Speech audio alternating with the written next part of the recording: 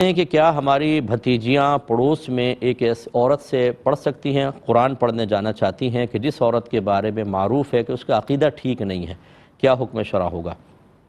دیکھیں، اگر آپ جانتے ہیں، کنفرم ہے، بعض تو لوگ افواہ اڑا دیتے ہیں خواہ، لیکن اگر آپ کو یقین ہے کہ اس کے عقائد ٹھیک نہیں ہیں، وہ اللہ تبارک و تعالیٰ کے بارے میں غلط قسم کا عقیدہ رکھتی ہے، یا ہمارے نبی کریم کے بارے میں، صحابہ کرام، آل بیت اطہار کے بارے میں، تو ہرگز اپنے بچوں کو ایسے ٹیچر سے نہ پڑھوایا جائے۔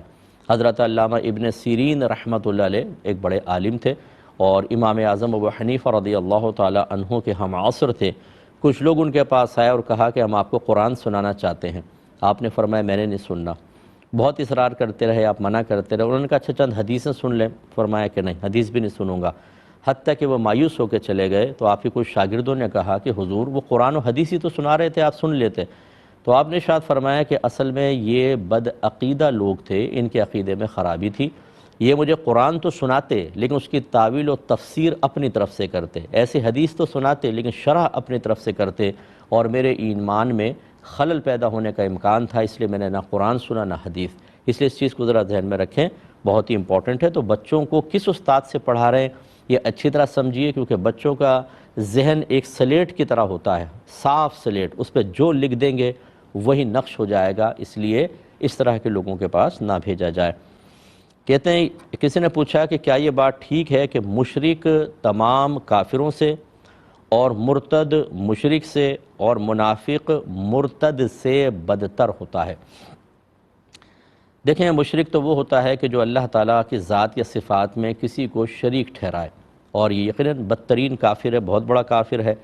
اور بعض اوقات ایسا ہوتا ہے کہ کوئی مشرک نہیں ہے لیکن حکم کفر اس کی طرف متوجہ ہو جاتا ہے، جیسے ضروریات دین میں سے کسی چیز کا انکار کر دینا۔ مثلا کوئی کہتا ہے میں ساری کتابیں، آسمانی کتابیں مانتا ہوں، قرآن کو نہیں مانوں گا، یا تمام نبیوں کو مانتا ہوں لیکن نبی کریم صلی اللہ علیہ وسلم کو تسلیم نہیں کروں گا، تو یہ کافر کہلائے گا، مشرک نہیں ہے۔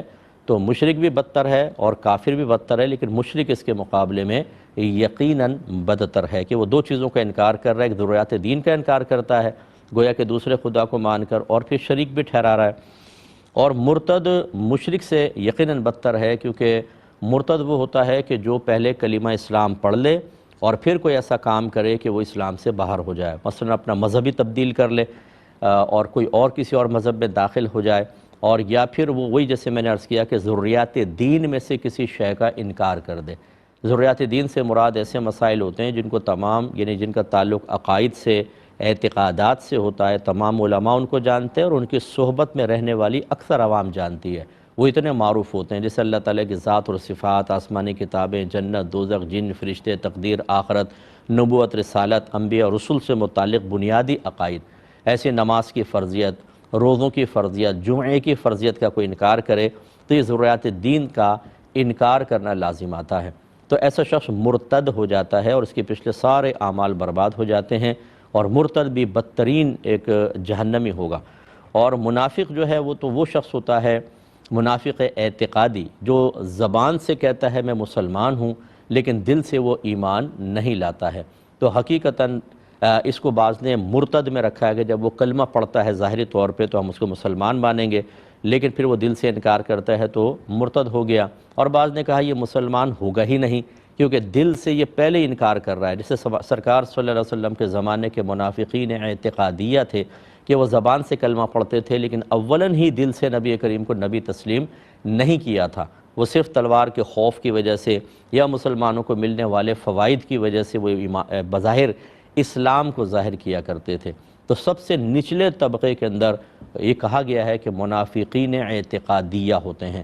تو بہرحال یہ سارے ہی برے ہیں، ان میں درجہ بندی کا سوچنا کہ کون اوپر ہے کون نیچے، میں نے جواب تو دے دیا، لیکن اس کے بجائے ہر ایک سے بچنے کی کوشش کرنی چاہیے کہ خدا نخواستہ زندگی میں کوئی ایسا عمل نہ ہو جائے کہ ہم کافر یا مشرک یا مرتد یا منافقین میں شامل ہو جائیں، اور اس کے لیے یقینی سی بات ہے علم دین درکار ہے۔ جو آپ کے گھر میں عقائد ہیں، کیا آپ نے ان کو کسی عالم دین سے سیکھا ہے یا کسی مستند عالم دین کی کتاب پڑھ کر سیکھا ہے؟ اگر نہیں تو خرابیاں پیدا ہو سکتی ہیں، امکانات ہیں۔ تو اس لیے کسی اچھے مستند مفتی صاحب سے ضرور رابطہ رکھا جائے۔